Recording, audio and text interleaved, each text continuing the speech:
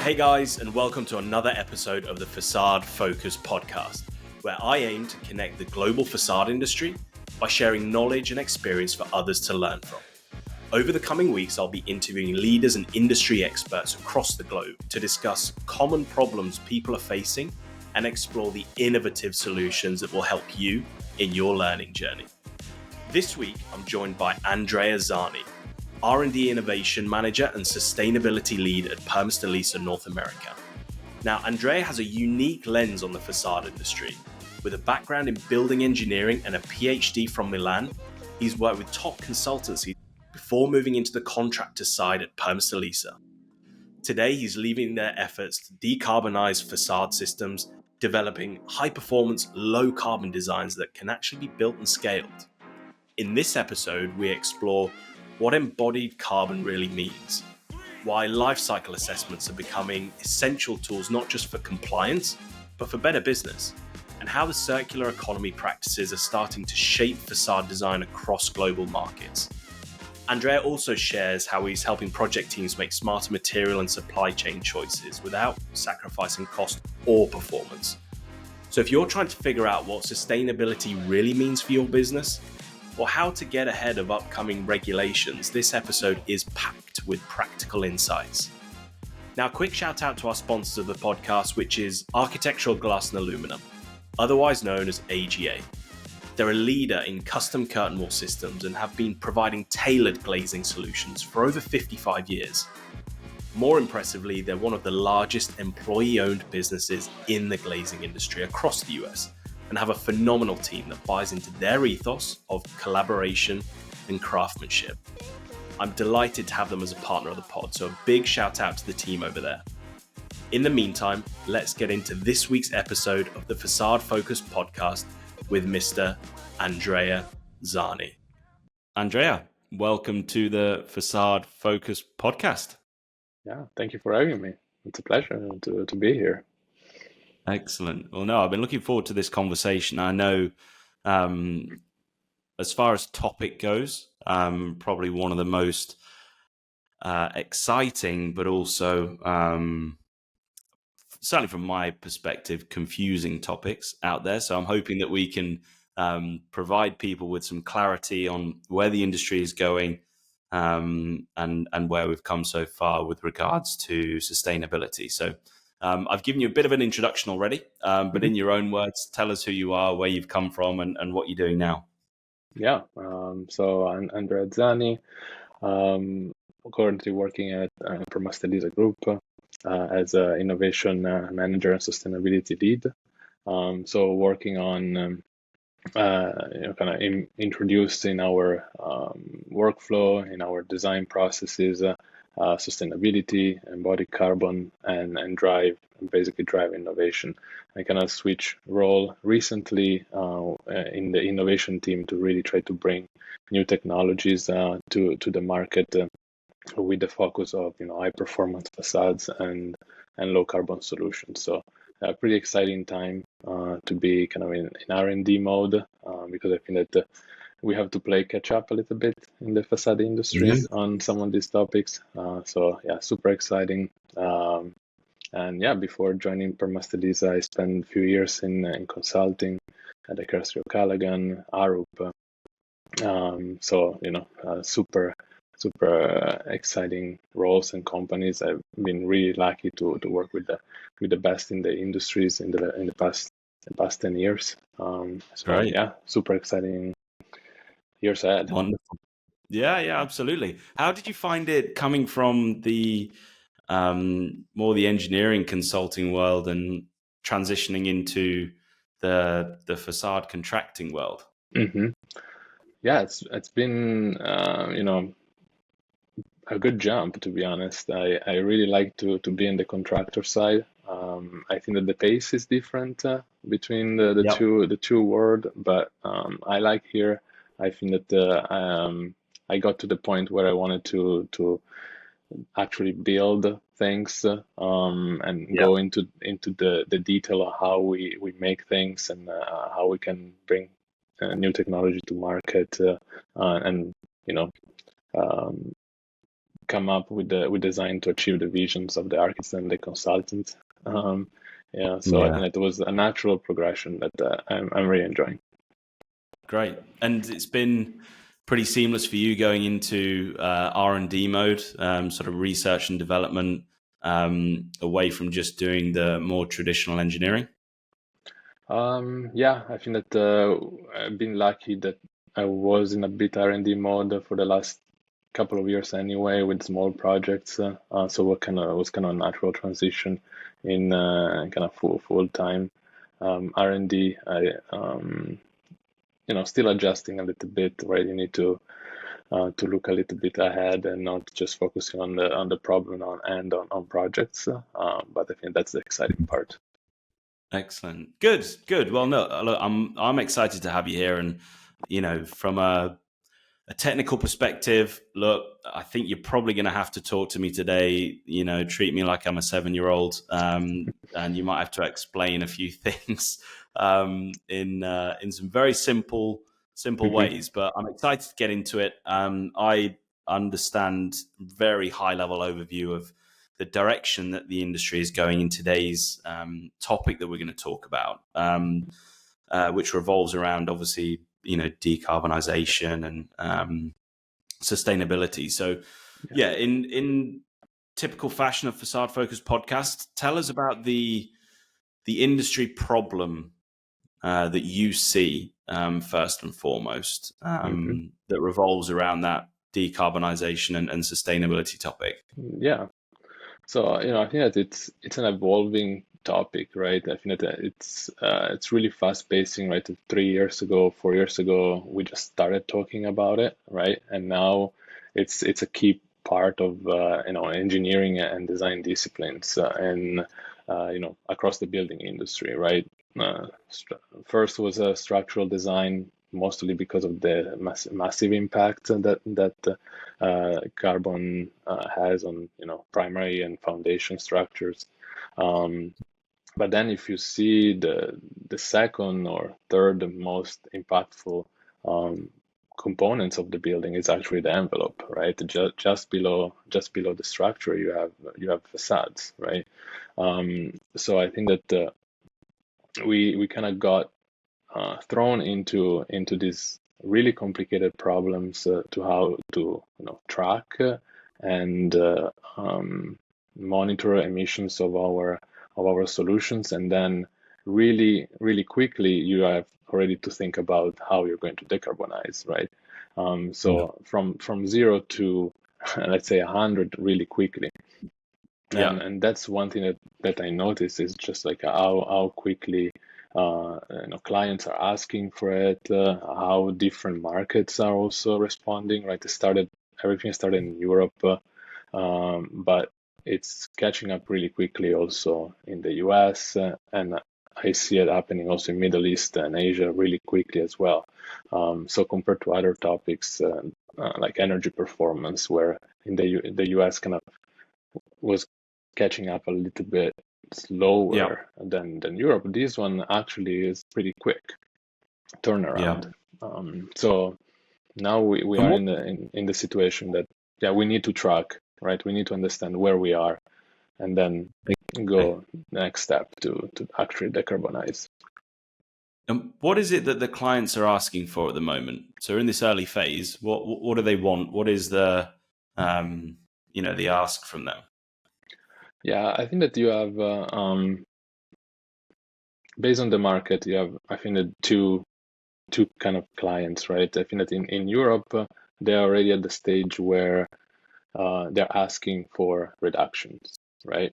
They're asking to implement strategies that will allow to decarbonize the building envelope. In the US market, I think that we are a little bit behind, but catching up fast. Right now, we are in the phase where give us the number, right? Give us the embodied carbon of the facade so we know where we are.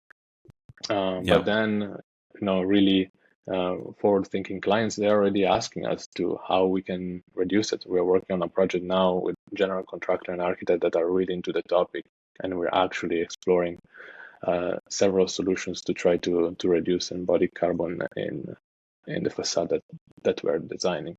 So it really varies a little bit on the client, but I think that Europe is already setting targets and setting objectives to reduce it. The US overall, it's on the baseline level, and then in some cases, some reduction targets. Great. And what do you think the value is for a facade contractor that's based anywhere in the world? Doesn't have to be the US.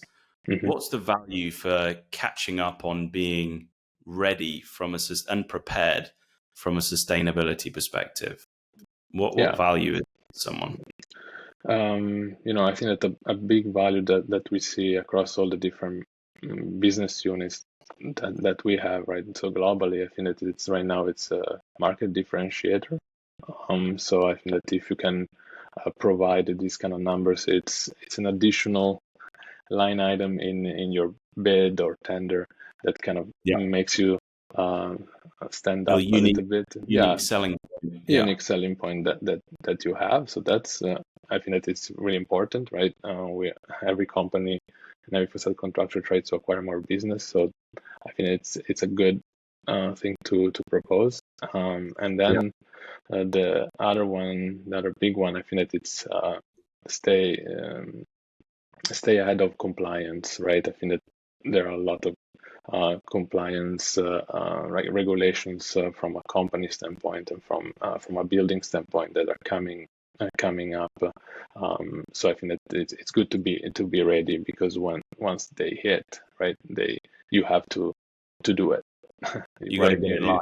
Right. Yes. So I think that you're trying to step up. To stay ahead of the curve, right? Lead version 5 is coming later this year, and it's going to have a massive focus on embodied carbon. So that will kind of trickle down, right? Not just architect or consultant that is and getting the documentation ready for lead points or certifications. It's going to trickle down to all the different contractors. So I think that one is, for example, in my opinion, a major one that is coming. In addition to more local regulations that are still pretty important for compliance. So I think that those two reasons are really important. Are we talking about code there? Are we talking about individual state guidance? Are we talking about law? It's going to be within the law, and in order for you to win a particular project, you've got to be up to a certain standard or be able to handle a certain level of call it what you want, but be prepared for sustainability. I hear all the words being thrown around of embodied carbon, operational carbon, EPDs, all this sort of stuff. Are we talking about code or law, or just individual states that are prioritizing this? I think we're seeing a little bit of everything, actually. I'm going to give an example of California, right? You have one law for every major public project in California that you have to provide EPD for certain materials, and if you don't, you cannot actually install that material on your building, right? So that's a big one, right? And then you have some that are like more on the code side, like again in California, Cal Green code that requires Lifecycle assessment and embodied carbon of the buildings above a certain size, right? So those are local regulation at state level that are going to impact design and how you track embodied carbon in the built environment, right? But then there are some that are really like telling you, if you don't comply, you cannot install these components, in terms of like bike lane acts in the US, and there are other states that are exploring this kind of laws. So it's a complex ecosystem evolving every day. So I think that part of the work is like playing catch up with the new things that are coming. Yeah, it coming sounds like online. it. Yeah, it sounds like, again, I mentioned it on last week's pod, but you're trying to hit a moving target here. So, it sounds to me like, facade contractors across the US need to get their act together on just exploring this topic. Not to be an expert overnight, but to at least start exploring how it's going to affect, um, one, their opportunities to win more projects and actually install. Because if you can't install, you're not going to get on the project. Right. But actually just gearing up for where this is going to go. Now, I'm going to ask you a question here that you may not even know the answer to, so it may be just a wild guess. Hmm. But based on how quickly this stuff has moved in the likes of California, how long before this is common practice across the US? Yeah, I think that it's going to be at state level, kind of effort. So it's going to be a quite spotty across the U.S. I think that across the West Coast and Northeast, they're moving pretty fast. So I think that Yeah. in the next couple of years, these two markets Yeah. are going to be pretty much aligned. But yeah. So Um, I think you said northeast and west coast. And do you see any others that are any other parts of the country that are starting to come into the conversation? There are definitely few states from kind of they are implementing bike clean acts, so that they maybe limit global warming potential, so embodied carbon for concrete, so maybe like big ticket items. So Yeah. that might spread a little bit more across the U.S.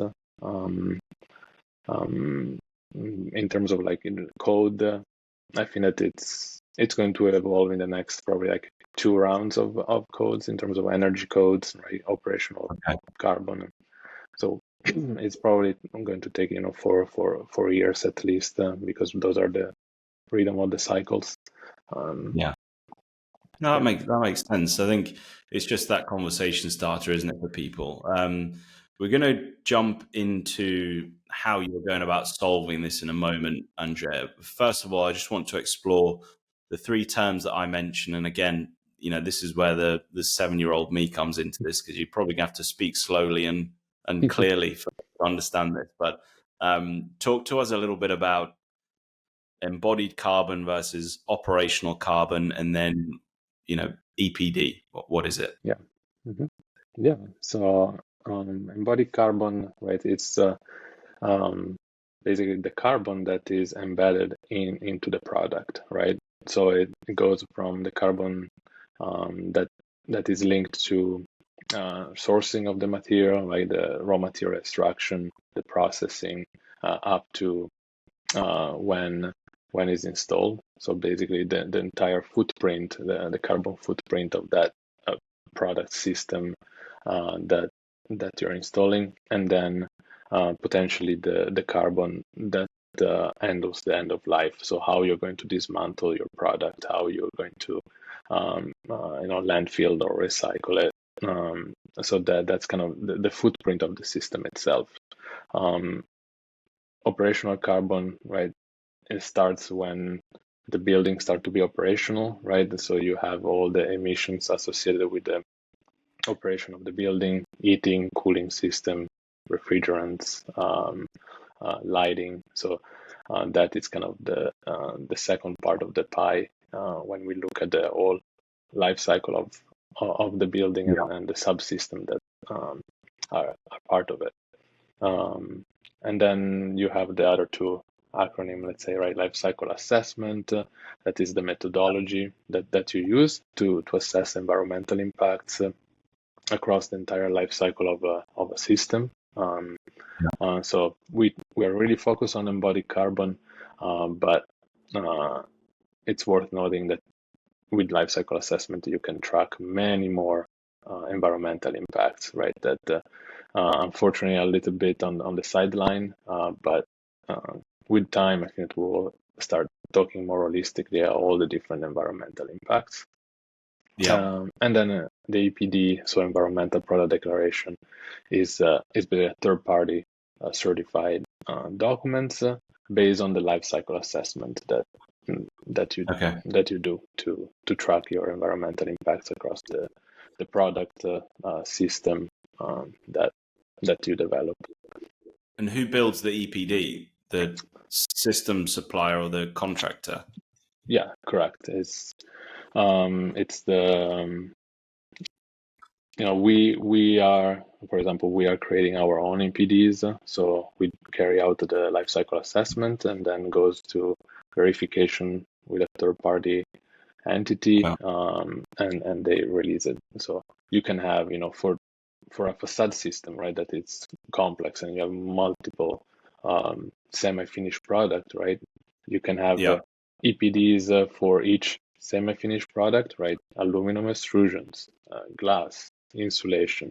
What we are trying to do is create an EPD and a life cycle assessment for the overall system, right? That incorporate all the subsystem and materials, and then add additional value to it, considering the manufacturing that goes into assembling the overall system, transportation, installation. So you can have multiple EPDs in a system that is as complex as facade assemblies. Great. No, I really appreciate you going through the explanation of that. I think I'm still with you. I'm still with you for now, which is a good start. Talk to me about the solution. So when we're talking about life cycle assessments for the products and the systems, and clearly there has to be an importance of good data, transparency, and that LCA has got to drive some sort of optimization of material selection, supply chain, all that sort of good stuff. Talk to me about what you're doing at the moment to solve the problem of trying to play catch up in this ever moving target. So we've seen in the past on a few projects that dealing with a lot of data, right? Because we have multiple materials, multiple subsystems, was getting complicated for everyone in the organism, right? And design organism, that it's pretty complex. That you have multiple party involved, architect, contractor, consultants. So we've seen that the handling at the components level was adding more confusion because of just the sheer amount of data that you need to do and transmit back and forth. And we've seen that there were mistakes and errors in the quantification just because of all the parties involved and the amount of data involved. So what we decided to do, and I kind of spearheaded for the North American market, was to, as I mentioned before, create a life cycle assessment of the overall system, right? So that we can give as accurate as possible, as transparent as possible, information about the system that you are actually installing, right? The facade system that is actually designed and installed on that specific building, right? Because sometimes if you try to oversimplify and just give part of the information, then it's not representative of what is actually designed, right? Especially in our case where we, Promastesa works on highly custom and highly complex facades. If you're trying to just strip down some of the complexity, the picture that you're giving is not the accurate one. So that life cycle assessment allowed us to be granular and give actual picture to the architects and to the contractor, and saying, okay, these are your wall types, these are your facade system that you're going to install on the projects. This is the embodied carbon or environmental impacts associated with the actual solution. So I think that it kind of simplified a little bit the documents that are going back and forth, and it's becoming a design tool, right? An optimization tool. That I think that's the main part, right? Giving the number for the sake of giving the number, yeah, it's not our goal, right? It's having conversation with all the party involved to drive change. That's what we're trying to achieve. What you just said there is drive change, isn't it? Imagine that when you're then talking to the architect, you're having more in depth. You're having a different discussion now, rather than just being able to produce, supply, and install a product. You're now looking at the wider picture. How can you help them with their overall goal of decarbonization? The LCA document, the Lifecycle Assessment document, is that an industry standard document that someone's created, or is that a custom document that you've put together that you fill out for each project? Yeah, no, we follow ISO and EN standards, right? There are rules set on how you do the life cycle assessment.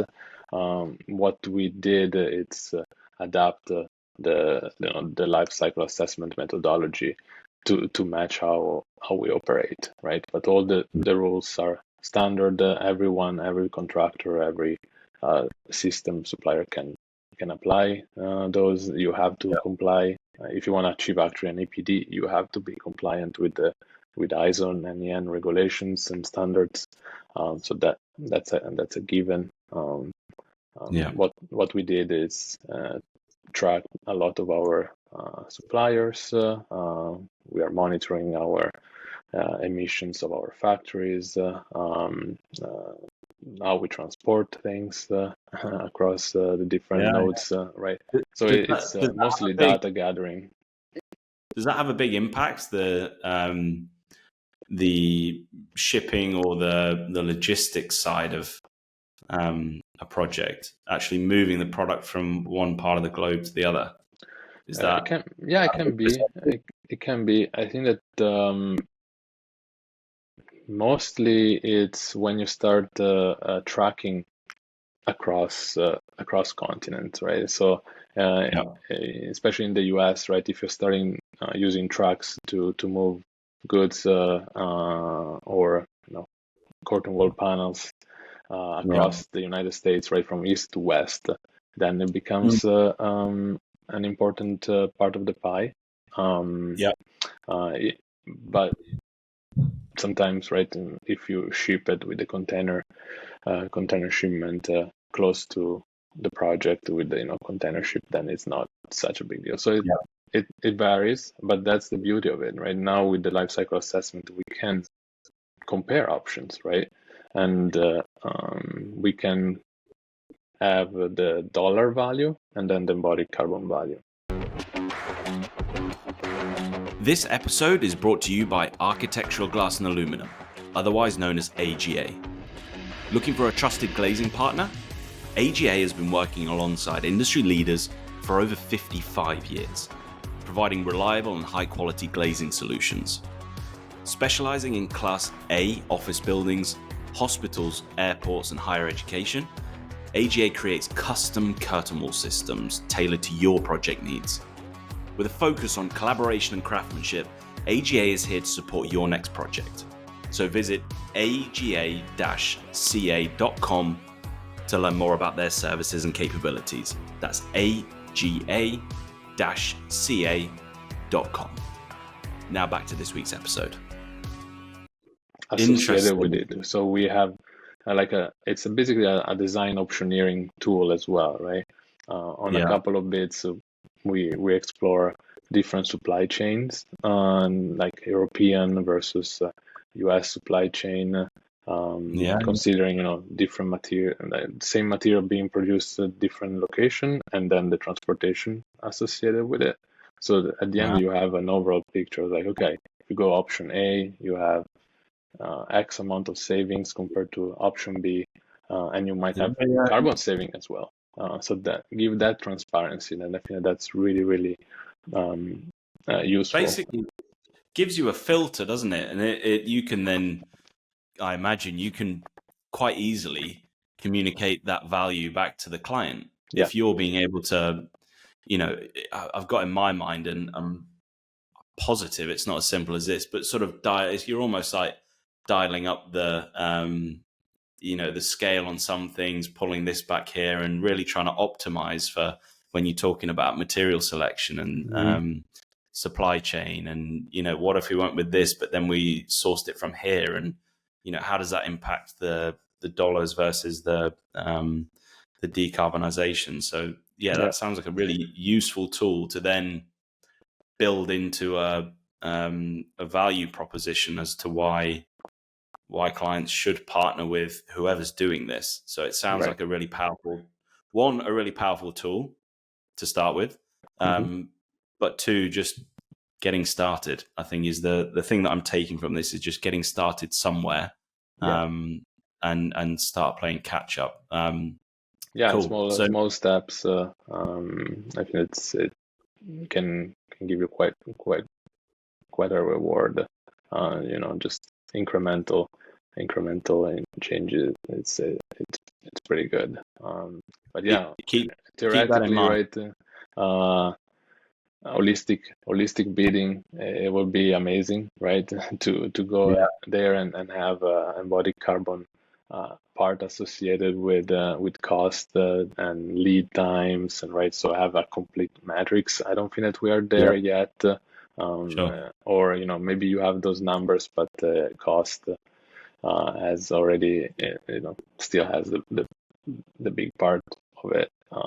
But we're adding an extra field that I think that long term is going to be really useful for optioneering.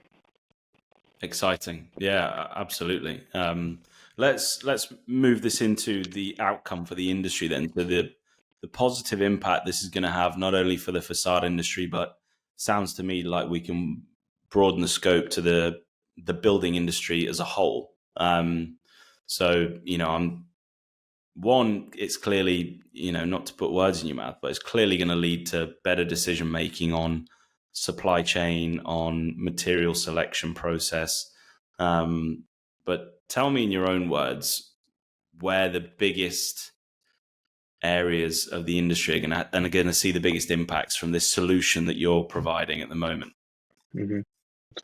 I think that it's a concrete step towards actual transparency and decarbonization of the built environment, right? I think that we need to get there for many reasons. I think that there is an economical reason associated with it. There is a climate reason associated with it. So I think that there are a lot of important items that are going to be positively impacted by like just more transparency. I think that that's the key. I think that every client that we talk to, I think that they're really happy to see the data and understand what the choice X is doing versus choice Y or Z, right? So having that level of information, it's good. And then I think that it's also pushing us to understand where our hotspots are and trying to improve on our side. And I think that it also kind of unlocks options and opportunities, to be honest, right? Sometimes you see and you dive into data that you were overlooking and not really pay attention to it, but then this one just gives you, why we are wasting, I don't know, 20% or 10% of this material, right? Let's look into it. Because now you have that, one value that summarize a lot of different components that goes into that single value, right? So then you can backtrack it and see where you need to focus and where you can have the most benefit out of it. So I think that there is a component that it's really going to play an important role in the optimization of processes that we do. right? I think as well, you're going to be able to justify to clients as well why you've chosen a certain why you've chosen the material, everything. There's a justification behind it as well. So then you transition into more benefit selling and consultative selling rather than just selling the features of what you've come up with. There's an actual reason behind the decision you've made, and then it becomes a two-way conversation between, we're now going to work together to get to the best solution. We could do this and it comes with that, which equals this, or we could try doing less of this, more of this, which then yields this. And that then becomes it's a two-way partnership conversation rather than, here's what we come up with, take it or leave it. So I think that's pretty powerful for everyone in the facade industry, especially if you're going to get going and buy into this. I want you to talk to me a little bit as well about, and again, I don't know how far down the rabbit hole we can go with this, but the circular economy practices as well, on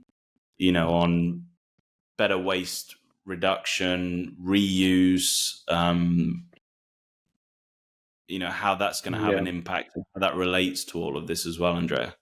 Yeah, no, it's a great question. I think that it's a key part of our decarbonization strategy in Permastelisa, the circularity. I think that just keeping it business as usual, right?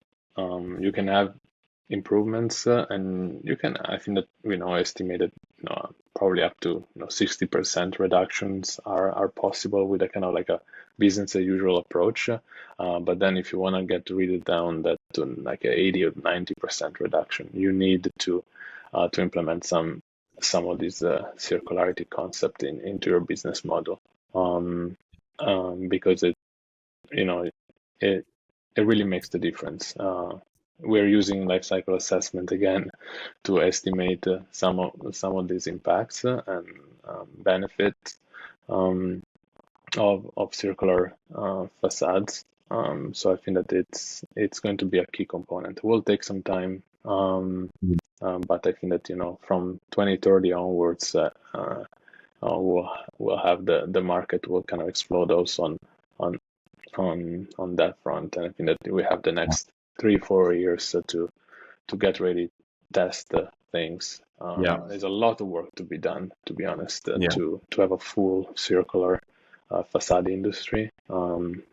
You have technical design standpoint, you have supply chain, you have warranties, you have service life of components, and also a part of feeling comfortable with the concept, right? Sometimes we just say, I don't want something that has been used before, right? So I think that also from a mindset standpoint, is going to be some massaging needed over time, but it's definitely a really key part of decarbonization. It's a conversation to start, isn't it? And to start pointing in the direction, rather than assuming that we're going to be there overnight. But it's something to work towards, I think, for sure. Excellent. So I think we've covered the problem, solution, outcome. I think we're going to move into a few quick fire questions here. Now I'm going to ask you a couple on what we just talked about as well. And then we'll go into, I've got 9 or 10, less business based questions. So, I'll go into a couple of wrap up questions here. So what's the biggest misconception about embodied carbon in facades? I think that it's a good question. I think that it's, that it's going to cost more, right? To have a lower carbon solution is going to cost more. I don't think that it's always the case, right? sometimes it can be cost neutral, sometimes can be actually a cost saving, right? If you talk about the system optimization and design optimization, most of the time you have, kind of material weight reductions, grid optimization. So you might have actually cost savings from that side of things. And then from a supply chain standpoint, there are a lot of options that are uh, um, cost neutral or just a really small premium link to it. So I think that it's the point that I'm making is just like have that conversation, right? Engage and explore, because you might discover that actually is not going to add a lot of cost to it. Yeah, because I think that's one of the scary things into getting into this is, one, it's just going to add a ton of cost, and two, how do we even start and how do we even work this out? Like, there's so much work to be done in between. But yeah, I think if it can be cost saving or at least cost neutral, yeah, why wouldn't you get started? So to follow on from that, then, what's one change that companies could make today that would reduce their carbon impact? I think that start tracking it. I think that if you don't know where you are, then it's really difficult to know where to know where you need to improve. Yeah. So I think that's the key one. And then I think that for facade contractors, the supplier part, right? The emissions associated with the raw materials that we incorporate and fabricate in our solutions. That's the big part. So I think that is exploring the supply chain, and see, and then talk to the suppliers. I think that sometimes they have solutions, right, available. They don't, maybe we don't know about straight away. So I think that it's really important to get close to the procurement department to explore options, because there are a lot out there. And I imagine that they must have the data in order to track, if you just ask them. Yeah. I think that there are some that are more mature than others, right, in terms of quality, the data and data available to you. But I think that starting asking them is already a good first step, right? So explaining like, oh, we're doing this because XYZ. Can you start looking into this topic as well, right? And I think we're seeing that with some suppliers that we're used to work with. 2 years ago when we started, everyone was maybe not super ready, but now they improve as we did. So I think that it's right. that engagement is really, really important. Absolutely. One piece of advice for companies looking to embrace sustainable facade design. I think that lifecycle assessment of your facade, it's the first step that I would recommend. And if you don't want to do the full life cycle, just focus on embodied carbon. You can do it simply with Excel tools, so you don't need to spend a lot of like really complex software. There are great methodologies available for the facade industry, like the CWCT embodied carbon guidance. There are papers around, so I think there is now a good set of methodologies and rules that you can start implementing pretty easily, and then that definitely unlocks a lot, because then you know where your hotspots are, so you can just focus on those. And who in the business would do that for them? So they don't, let's say I'm 99.9% sure that 99.9% of companies don't have a sustainability expert in-house. One, who would you recommend in these facade contractors takes that role upon them? And two, if they do want to hire someone, that sort of takes on this initiative, where would you start? I think at first I would ask who is interested in the topic, right? I think that I see, yeah, Passion. internally, Yeah. yeah, passion wise, I think that it's a key component that I saw. Like if someone is passionate about this topic, they really jump into. Yep. So you don't need a super strong scientific background to do it. It's not super complicated Yeah. things. It's I think that if you know the companies, right? I think if you know the processes and how the company operates, you're already on a good track. Yeah. So I've seen really different people with this kind of role. Some from engineering background, maybe like building physics that are already kind of in that performance driven world that can embrace this role. Structural engineers, I think that they're also really really good because they can optimize the system, right? They can work with the design team as well. So I've seen designers, I've seen engineers jumping into it. So yeah, pretty. I think that Passion. passion Keep it is on. the main one. Yeah. Do you think? Sorry, I probably asked about three more questions than I actually planned to, but I'm digging down the rabbit hole now. So, will this affect companies large and small?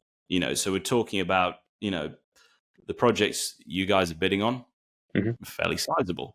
Right. Those architects involved in those projects are tier one. They're looking for this stuff. They're all over it. They've been studying it for years. They're ahead of the game. Where do you see this affecting the facade contracting world? Is this going to go right down to projects under 5-10 million, or is it just It probably is a one. It's to probably focus more on on? the tier one, tier two kind of projects, right? I think that's where I see most of the buzz right now, right? I think that Yeah. the small projects on the 5-10 million, I think that it's still a little bit behind. Also because regulations often they disregard those smaller projects, so there is less of drive there. But yeah, if you work on tier one, tier two projects, I think that definitely I think It should be all over it. yeah. Awesome.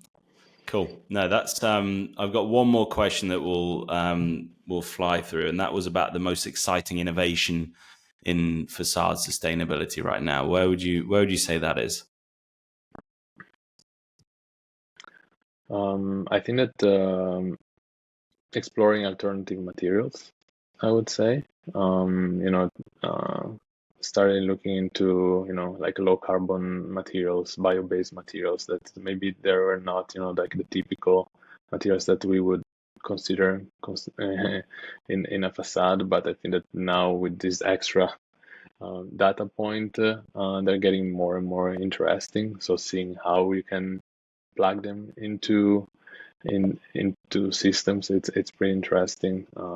There are going to be challenges, right, from a compliance standpoint and stuff, but that's important. And I think that it's again using lifecycle assessment to seeing in your systems, right, what are the hotspots, and then trying to re-engineer them or redesign them to maybe guarantee the same performance, but then lower the carbon. So I think that that's system optimizations that are also pretty interesting because it can spark new ideas.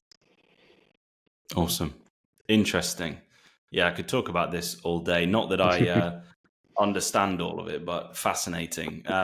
Cool. So we're going to go into some quickfire questions now. We can relax a little bit from the work talk. I've got 9 or 10 questions I want to know about you. Quickfire. So I'm pretty sure that the first one will be a passionate one for you. But favorite food? Yeah. So, I'm Italian, as you can tell from my accent. So I'm going with the lasagna and risotto. Those are my favorite. Very good. Sports team? Who's the sports team you follow? Inter Milan. Inter Milan. Yeah, big soccer fan from Milan. So, that's the team. That's the team. Wow, Inter as well. So have you been to the San Siro? Yeah, many times. Wow. Yeah. Wow. Yeah, you got to the Champions League final a couple of years ago, didn't you? Yeah. We won. Yeah, 2 years ago we won. We won the championship, Italian championship last year. So we are in a good spot. So who's the manager now? It's not Conte, is it? No, it's Simone Inzaghi. Inzaghi, that's it. Yeah. No, pretty happy with them, and the team is doing good stuff. So yeah. Yeah, well, we won't talk about my team. I've had a decade of heartbreak, so we'll leave my team alone. So, favorite city and why?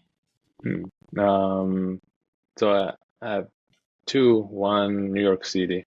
If I need to think about a big one, then New York City is just where the magic happens. Like where the business happens. It's a place to be. It's always great to go there in my business trip. But if I need to pick a place a little bit more relaxing, I would say Vittorio Veneto. That is where Permastelisa headquarter is. That is 30 minutes away from Venice, in the hills of the wine region. So that's a spot to relax after New York. Excellent. Yeah. Two completely different locations there. I like that, hitting both spots. Cool. What's your favorite hobby? I would say hiking and skiing. Like being outdoor. Do you get to do that? Well, I know you're on the West Coast. Do you still get to do that every year? Yeah, hiking, yes, plenty. It's super nice stuff. Skiing a little bit less, unfortunately. It's pretty far where I am, but when I go back to Italy, I always try to have a ski trip in the Alps. So, the Alps. Is it the Alps and is it the Dolomites? Yeah. Dolomite? Yeah, very nice. And what's your favorite book or movie? I would say book. I really like Walter Isaacson. Like the books on historical figures, and I really like dive into their lives and stuff like that. So I really like to discover new things. And then Star Wars. I'm a big Star Wars fan. If I need to pick a movie, yeah. Very cool. Yeah, I think my son's gonna be into Star Wars soon. That'll be an interesting journey. I'm gonna have to relive that. I've relived that once, so I think that'll be on the agenda for me soon. What's the best piece of advice that you've ever received? Yeah, I think that just never stop learning. I think that's one of my favorite ones. It's just like get excited about new things, learn new things, so you don't get bored, and you keep interested. Keep curious. I like that. So you're gonna have to probably lean on your Walter Isaacson books here, but if you could have dinner with any historical figure, who would it be and why? I would go with Leonardo da Vinci. Yeah, very nice. Yeah, you're gonna have to give me a why. I think the why is pretty obvious, but why Leonardo da Vinci? I think that to understand his genius and dive into the inventions, because it was just so ahead of his time and so multidisciplinary, right? It's kind of the painting, engineering was kind of one of the first engineers So I think that it was going to be a really exciting conversation with him. And then Be a long dinner to uncover all of that. yeah. Italian dinner, so that we can. That's it. Yeah. Very good. So bucket list item. What's the number one thing on your bucket list? Yeah, it's buy a small house in the Alps. Oh, That's on my list. Yeah. Skiing in the winter, hiking in the summer. Yeah.